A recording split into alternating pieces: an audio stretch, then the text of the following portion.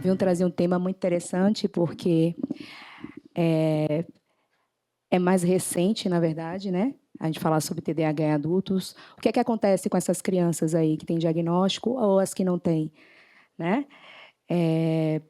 Como é mais recente, a gente percebe que muitos adultos sofrem, né? E sofreram aí por falta de diagnóstico, de tratamento ao longo da vida.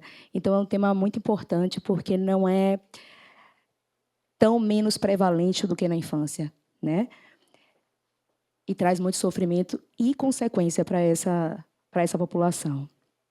Lembrar que é um transtorno do neurodesenvolvimento, então tem que estar presente desde a infância, tá? Está presente normalmente essa tríade sintomática, mas que vai estar diferente aí em adultos. E por isso se torna muito mais difícil o diagnóstico, tá? Então, aquele adulto que passa despercebido da hiperatividade, passa despercebido ali da impulsividade, mais desatento, passou ao longo da vida com as dificuldades, mas passou. E aí, quando chega na idade adulta, a repercussão da desatenção com os compromissos da vida, com a burocracia, né, com a necessidade de uma atividade mental mais sustentada, começa a ficar mais difícil. E aí sim, tem os prejuízos ao longo da vida adulta, né? Então, essa tríade pode estar ou não presente, né? Alguns sintomas podem estar mais exacerbados. Normalmente, na idade adulta, a hiperatividade e a impulsividade vão ter um papel menos presente, não é que eles não existam, mas vão estar diferenciados ali, até porque é um homem e uma mulher que cresceram, né?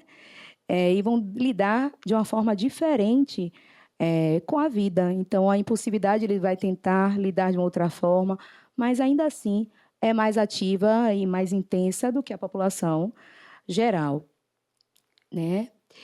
Tem um impacto assim muito significativo na qualidade de vida geral do indivíduo. Eu falo de todas as relações, relações afetivas, relação de trabalho, relação de estudo. Então, há um comprometimento geral na qualidade de vida do indivíduo quando ele não é tratado. E aí eu vou trazer mais à frente, de uma forma mais minuciosa, mas o quanto que isso impacta, inclusive, na autoestima do indivíduo, né? E na desistência mesmo. Eu não consigo, não dou conta, eu vou abandonar. E até a busca por tratamento, porque é como se fosse algo de alguém, às vezes, meio desleixado, né? Que não sustenta escolhas, não consegue finalizar tarefas. Isso deixa uma repercussão, um estigma muito grande, e ele até o tratamento ele não busca, porque ele sempre foi estigmatizado ao longo da vida de como se ele não quisesse, como se fosse uma demanda pessoal mesmo, tá? E aí, esse subdiagnóstico, o que é que causa de repercussão, né? Além dessas dificuldades ao longo da vida, tem maior risco de comorbidade. E a gente vai ver à frente assim que são comorbidades graves.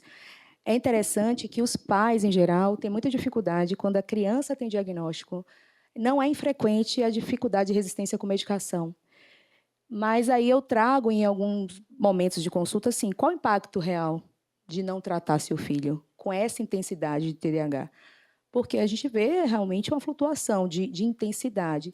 Tem crianças que conseguem, a gente consegue gerenciar bem com psicoterapia, né? Com essa rotina, com estabelecimento mesmo de regras e limites. Mas tem crianças que precisam da medicação. E aí eu trago esse impacto do que é que pode vir de comorbidade, qualidade de vida, né, de um impacto social real também para essa criança ao longo da vida e da idade adulta. Tá? As perdas que ela pode ter. Aí eu trouxe um pouquinho do histórico, mas, na verdade, é para trazer que o TDAH em adultos só começou a ser falado aqui, ó, em 94, né? Então, antes, com DSM-2, que nem se falava de TDAH, né? Falava de reação hipercinética da infância, só direcionada à criança. Eles achavam que melhorava, o TDAH tinha cura. Passou a infância, então, até o tratamento não fazia muito sentido, né? Se não tratou, vai passar pela infância ali, vai melhorar. Porque alguns dos sintomas da tríade ficavam às vezes mesmo ali encapsulados, o paciente conseguia lidar, ou era do predomínio mais desatento, enfim. E só que em 94 que começa a discutir a possibilidade de ser um transtorno que se sustente, né, ao longo da vida adulta. Em 80, eles falam algo de residual, será que fica, será que não fica? Mas imagine, na década de 80, foi assim, eu nasci em 82, imagine que essa população aqui, né, até 94, ficou ali no limbo, né? Nossa faixa etária ali de 40 anos, muitos não tiveram diagnóstico. Então, não tem até hoje. São adultos aí de 40, 50, 60 anos sem diagnósticos, né? E ao longo da vida com muito comprometimento. Aí tem as formas, né, que se apresenta, né? Combinada, que vai ter tudo, né? Aquele adulto que aí eu acho que todo mundo reconhece um TDAH clássico, que fala muito inquieto, que sobe, que desce, que começa e não termina nada, que você fala, nossa, como é que a esposa consegue lidar com essa pessoa, como é que...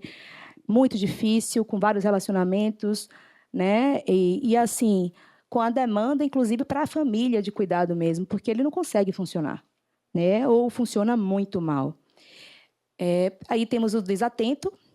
O desatento é o que classicamente passa ao longo da vida sem nenhum tratamento. E aí a gente vai ver que comprometimento ruim que tem para esse desatento aí. O desatento, ao longo da vida, as demandas mesmo de atividade intelectual aumenta, de trabalho aumenta. Então, assim, você ter um raciocínio, você conseguir sustentar a atenção, começa a ficar cada vez mais demandante. E é esse aí que, às vezes, vai começar a ter comprometimento na escola, a partir dos 12, 13, 14, 15 anos. Antes, não. Conseguia dar conta, tinha um QI bom, ouvia alguma coisa ali na escola, conseguia dar conta da escola, né? Tem um suporte familiar bom, faz as coisas por ele. A gente faz muitas coisas por filho hoje em dia, né? Então, assim, fica mais difícil dar esse diagnóstico para o desatento. E vai passando ao longo da vida e só vai ter uma repercussão maior, um comprometimento maior a partir ali da adolescência e idade adulta, quando ele não consegue dar conta da vida sozinho, tá? E aí começa emprego, não consegue ficar, o chato não dá conta, porque tem que estar o tempo todo sob estímulo, né? Várias faculdades, quando começa a ser chato, quando começa a ter uma implicação de maior trabalho cognitivo, de sustentar, abandona.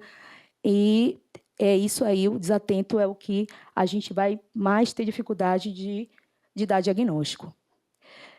O hiperativo impulsivo não é tão comum na idade adulta, mas acontece. É esse que é o clássico, é o que chama muita atenção, é o que é muito disfuncional, é o que vai ter muito problema com lei, né? Porque não consegue controlar a impulsividade, parte para algo muito mais reativo.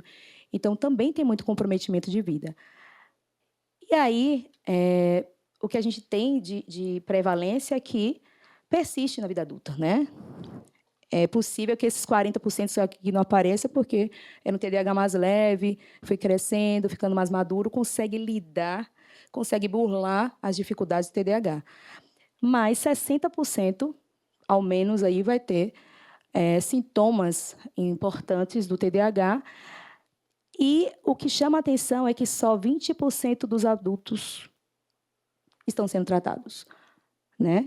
Então, desse que resta aqui, de 60, 70, só 20 tratado. E é interessante para a gente que é psiquiatra, que trabalha em saúde mental, que os pacientes chegam para a gente com outros sintomas, com outras comorbidades, e tem o TDAH, e às vezes não foi diagnosticado.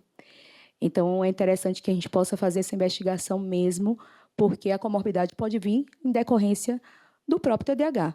E se a gente não trata ele, a comorbidade fica difícil de tratar também. Tá? O interessante é isso, né? A hiperatividade e impulsividade diminui ao longo da vida, tá? E isso é um grande problema para o diagnóstico, né? E, inclusive, assim, família. Ah, mas ele não é inquieto, Ele sempre conseguiu dar conta da escola. Agora que ele diz que, né, agora que está passando por várias faculdades, agora que não consegue sustentar um trabalho.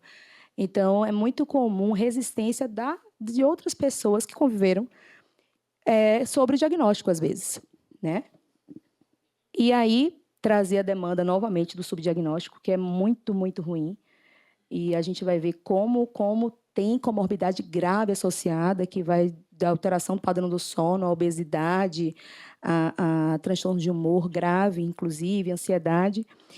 E a dificuldade do própria comorbidade para a gente dar o diagnóstico também, porque como atrapalha, às vezes tem sintomas parecidos, né? Ansiedade e TDAH têm sintomas muito parecidos. Se eu sou uma pessoa mais agitada, inquieta, que estou ali pensando em muitas coisas para fazer ao mesmo tempo, com dificuldade de planejamento, eu vou parecer que tem um padrão mais ansioso, né? Então, às vezes, e aí? É TDAH ou é uma ansiedade, por exemplo? Uma instabilidade, explosão de raiva, dificuldade de conter impulso. E aí? É algo de humor que está acontecendo? Procrastinação, dificuldade de manter rotina, de sustentar, né? Dificuldade da burocracia. A dificuldade da burocracia é clássico TDAH. Mas o paciente deprimido, que também vai ter dificuldade de fazer esse chato, esse difícil, que tem que se motivar o tempo inteiro. Então, são comorbidades que aparecem, que dificultam muito o diagnóstico, que frequentemente estão presentes também. E aí, quando aparece um transtorno de humor, a gente tem que investigar isso aqui. Quando o paciente fala da falta de concentração, dificuldade de sustentar, procrastinação, e aí é só humor isso? E como é que era antes dessa alteração de humor? Essa alteração de humor recente sempre aconteceu, né?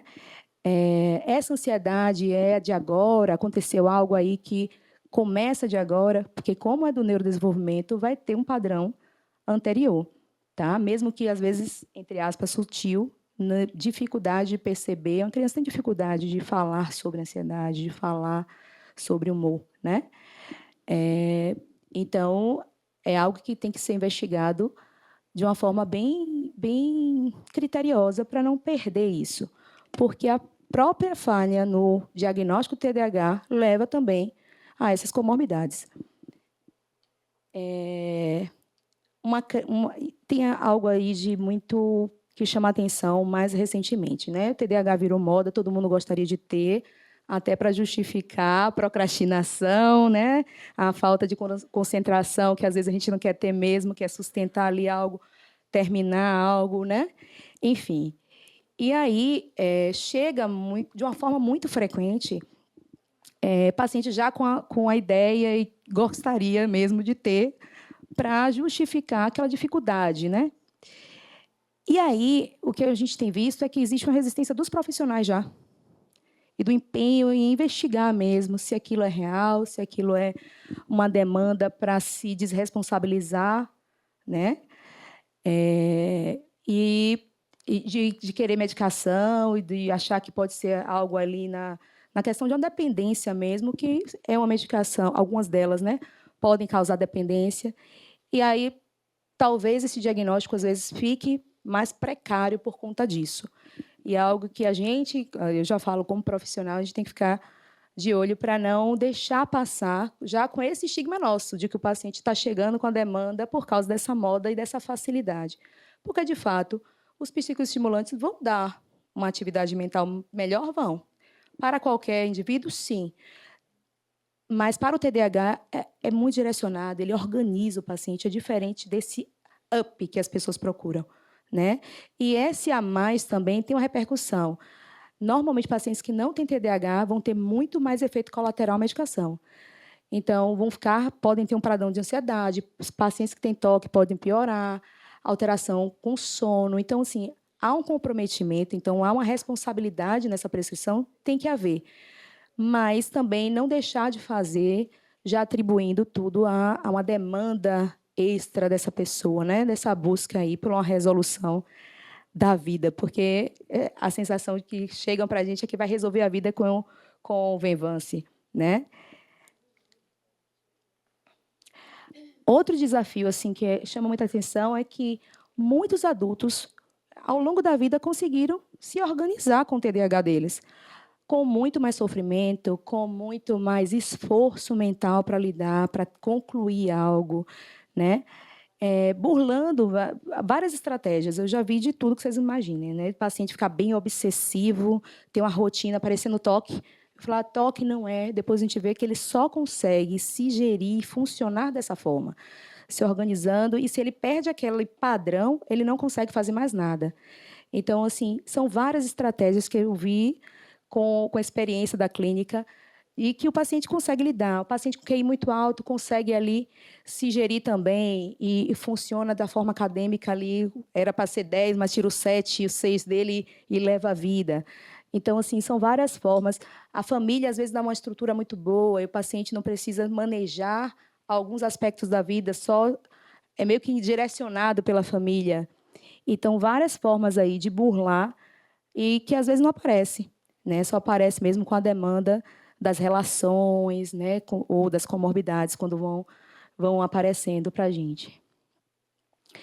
Então, falar de prevalência, a gente vê que crianças, 5% é muita gente, né? Então, 5% das crianças e 4% dos adultos.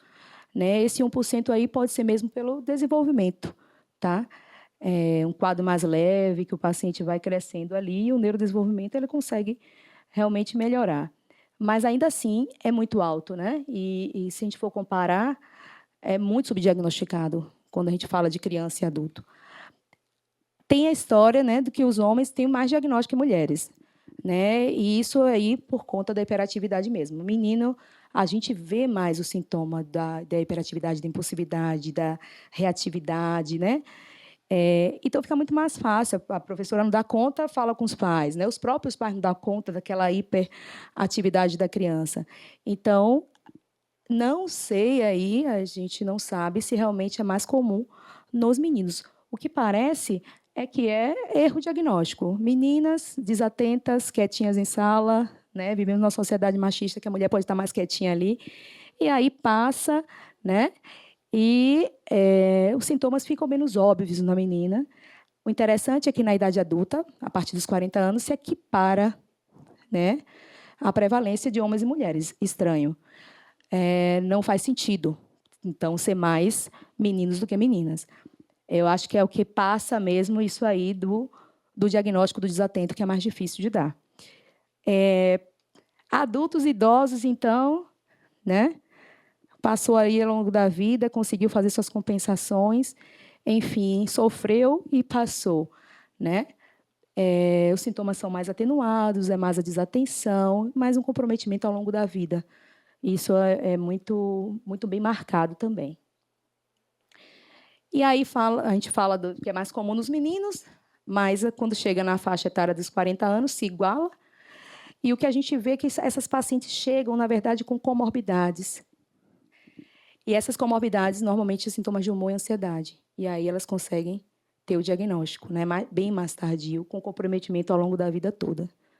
Tá? E aí essa questão da agressividade é menos frequente, os comportamentos perturbadores menos frequentes, né? E aí ela vai passando só com a idade adulta.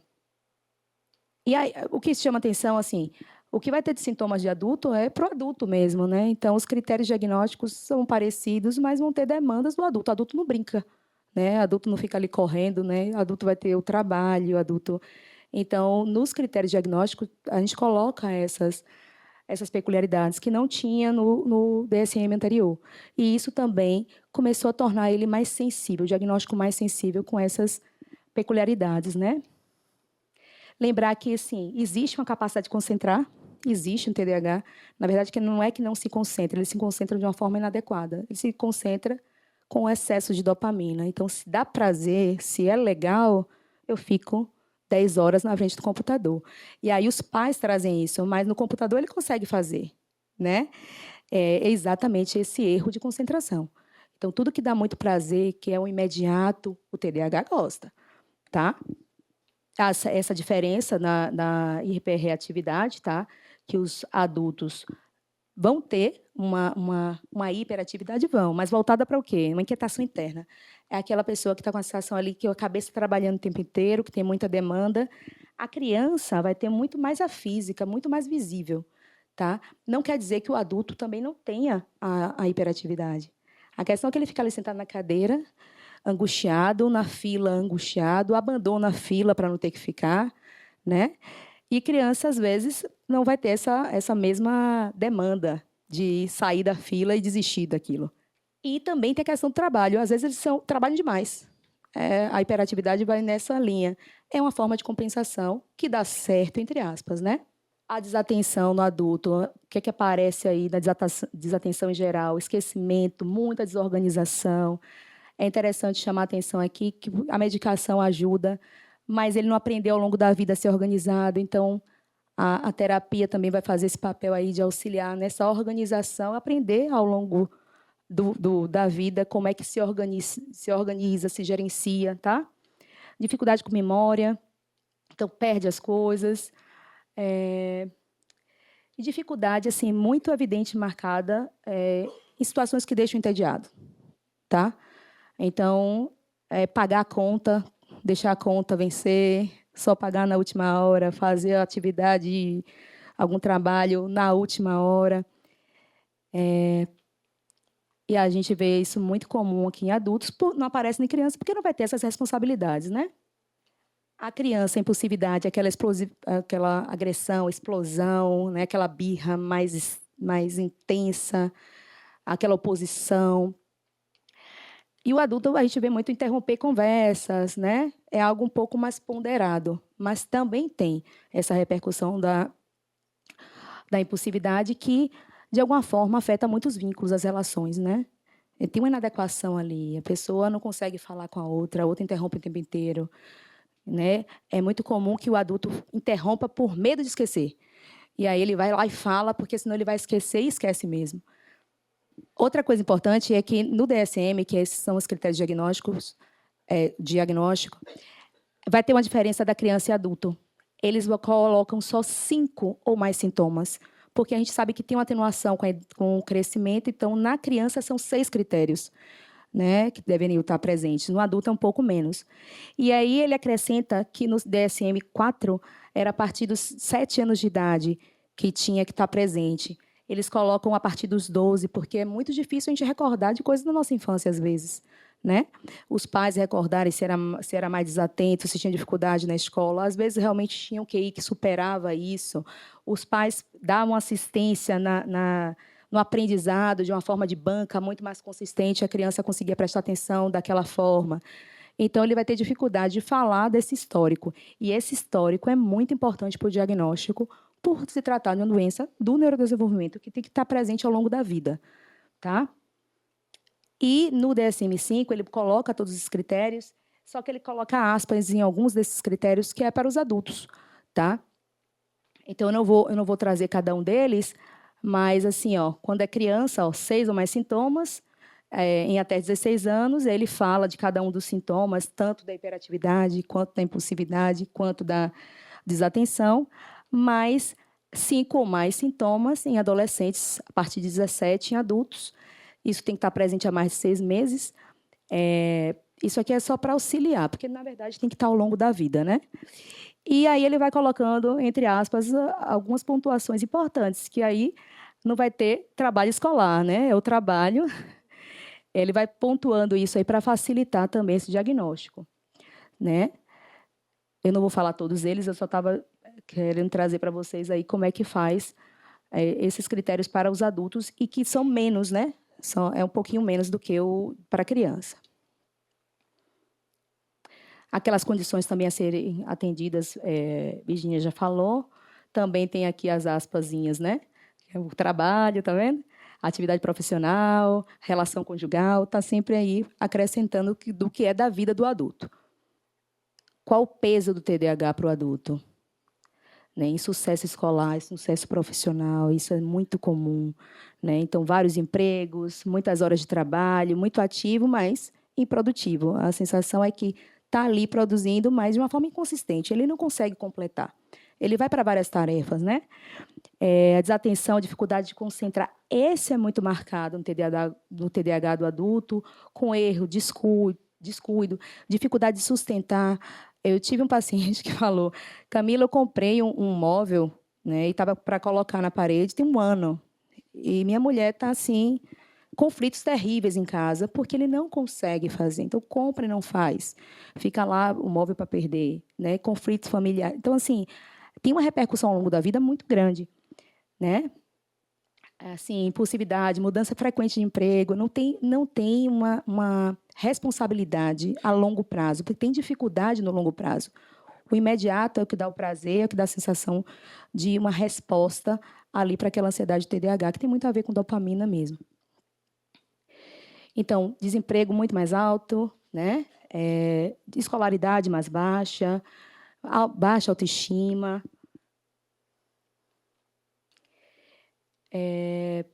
E aí tem alguns impactos que são interessantes aí mais para a gente ter, né? Que a questão da finança é muito desorganizada mesmo, é muito frequente ter uma desorganização financeira. E não é só pelo gasto impulsivo, não, é pela desorganização mesmo, não sabe nem o que comprou. É tão desorganizado funcionalmente que não sabe que comprou, não sabe que não pagou a conta. Então, assim, é algo que chama a atenção da desorganização funcional, que aí leva a comprometimento mesmo financeiro. Se envolve muito mais acidente, né? Se eu sou imprudente, impulsivo, eu tenho uma velocidade no trânsito, enfim, eu não uso nenhum tipo de método e me exponho sexualmente. Então, a incidência de gravidez na adolescência maior, DST, acidente de trânsito, tudo aumentado aí para pacientes com DDAH.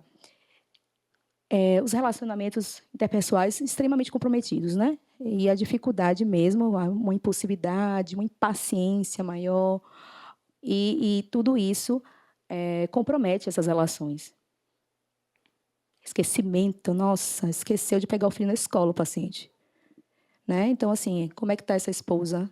Chateada, briga. Então, e tem uma dificuldade em receber a crítica, né? Porque como é mais impulsivo, então entra num conflito muito mais intenso aí nas relações. E as comorbidades, gente, isso é algo que chama atenção e é isso que eu trago para as famílias, das crianças principalmente, além de todas aquelas repercussões que vão ter ao longo da vida, né? Muito mais chance de transtorno de humor, especialmente transtorno depressivo, também está associado a transtorno bipolar, com alta frequência, mas chamar atenção que é um risco maior para essa população de suicídio, tá? E lembrando que eles podem deprimir e, além deles serem deprimidos, eles têm da tríade ali a impulsividade. Então, eles se suicidam mais do que a população deprimida, tá? Transtorno de ansiedade é muito frequente. Se eu procrastino, vou deixar para cima da hora, eu vou ser muito mais ansioso, né? Eu estou deixando tudo aquilo ali que eu tenho para fazer, vou, e amanhã a apresentação, misericórdia.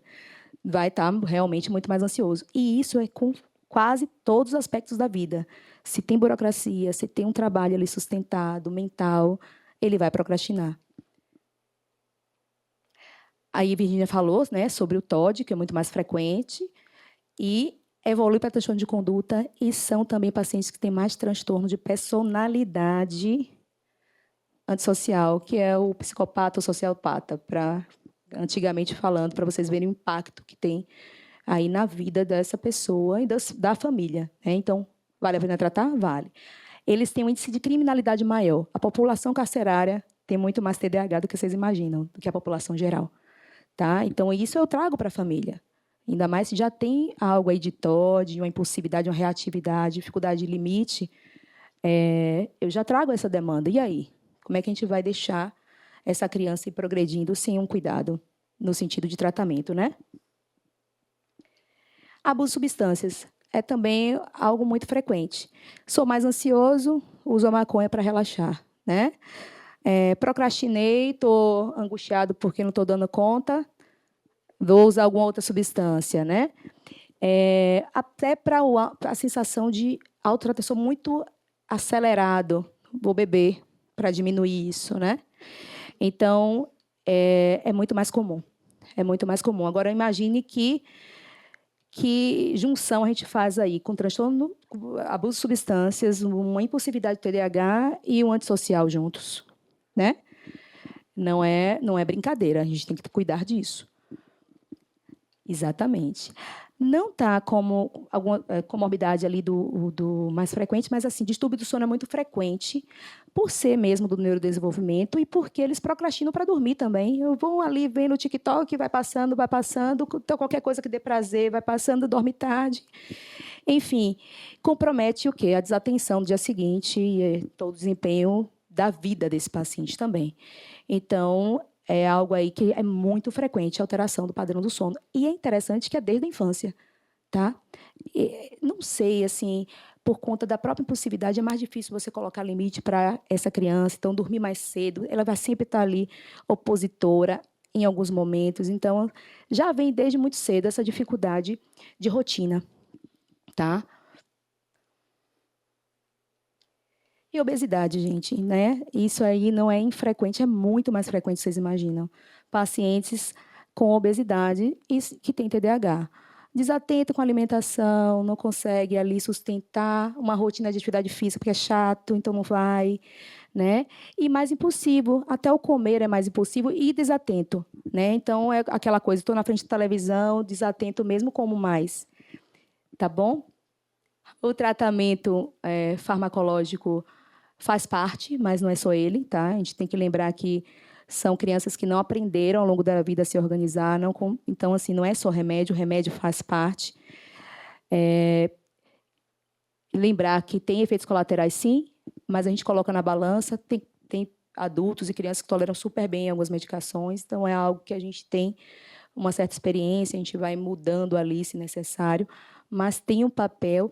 E eu vou falar isso assim para finalizar, porque não vai dar tempo da gente falar tudo.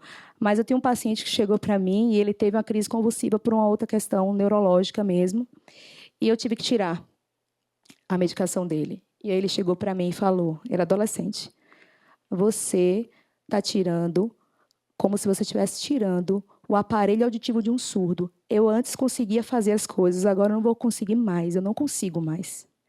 Então, assim, olha o impacto que tem, porque é imediato na qualidade de vida. Ele conseguia funcionar. Isso foi muito claro, assim.